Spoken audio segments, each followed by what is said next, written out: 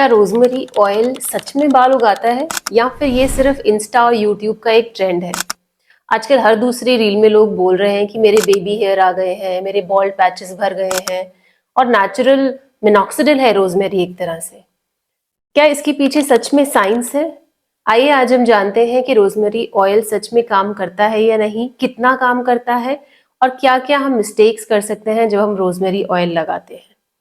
Rosemary असली में एक हर्ब है जिसका इस्तेमाल बहुत सालों से हम कुकिंग में, ट्रेडिशनल मेडिसिन में करते आए हैं। लेकिन आजकल हेयर ऑयल की तरह इसका हेयर ग्रोथ में रोल बहुत पॉपुलर हो गया है। रोजमेरी ऑयल ऐसा माना जाता है कि ये स्कैल्प में ब्लड सर्कुलेशन को बढ़ाता है, जिसकी वजह से हेयर का डायमीटर बेटर हो जाता है, इन्फ्लेमेशन भी कम हो जाती है और ओवरऑल स्कैल्प का एनवायरनमेंट बेहतर होता है।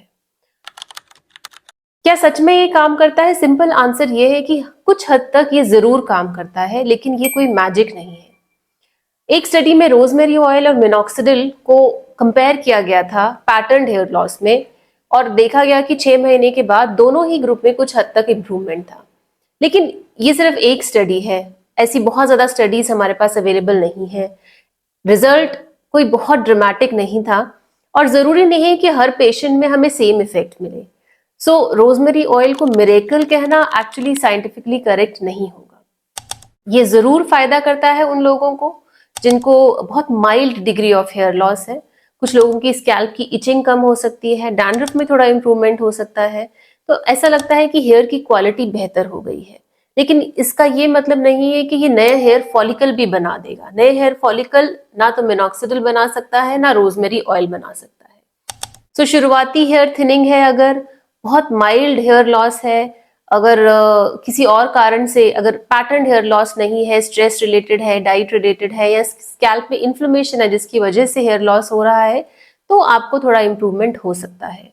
लेकिन अगर आपको सिवियर बॉल्डनेस है किसी और कारण की वजह से, जैसे थायराइड प्रॉब्लम या severe nutritional deficiency, iron deficiency या हार्मोनल प्रॉब्लम की वजह से हेयर फॉल है, तो शायद रोजमेरी ऑयल आपका ट्रीटमेंट नहीं होना चाहिए।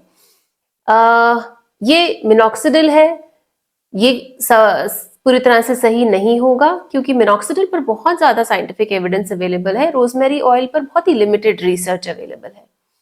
2 हफ्ते में नए बाल आ जाएंगे, ये बिल्कुल गलत है। 2 हफ्ते में कोई भी मेडिसिन नए बाल नहीं उगा सकता क्योंकि हेयर ग्रोथ का प्रोसेस थोड़ा स्लो होता है और फायदा मिलने में कई महीने लग सकते हैं। मिनिमम 3 से 4 महीने किसी भी ट्रीटमेंट का रिस्पॉन्स आने में लगेंगे जब भी आप उसको हेयर फॉल के लिए स्टार्ट करते हैं। और ये मत सोचिए कि ज्यादा अगर आप रोजमेरी ऑयल लगा लेंगे तो बहुत जल्दी इंप्रूवमेंट हो जाएगा, बल्कि ज्यादा ऑयलिंग करने से हो सकता है आपका डैंड्रफ बढ़ जाए, आपके स्कैल्प में एक्ने शुरू हो जाए, फॉलिकुलाइटिस या इरिटेशन, ये सब बढ़ सकता है। कुछ लोग रोजमेरी एसेंशियल ऑयल को डायरेक्टली स्कैल्प में लगा लेते हैं। ये एक बहुत कॉन्सेंट्रेटेड प्रोडक्ट होता है, इससे आपकी स्किन में इरिटेशन और जलन हो सकती है।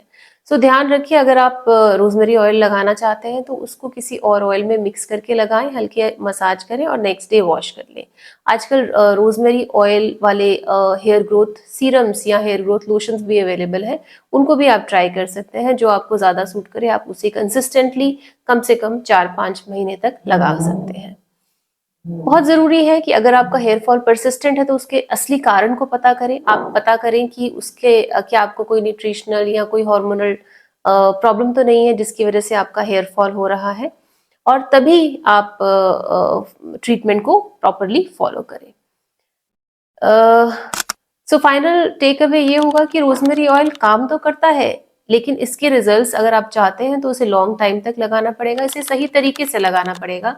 और अगर आपका हेयर फॉल सिवियर वेराइटी का है या अंडरलाइंग कॉज है उसका कोई, तो बेस्ट रहेगा कि आप एक डर्मेटोलॉजिस्ट से सलाह लेकर आप प्रॉपर ट्रीटमेंट जो सिग्निफिकेंट इंप्रूवमेंट कर सके उसको शुरू कराइए।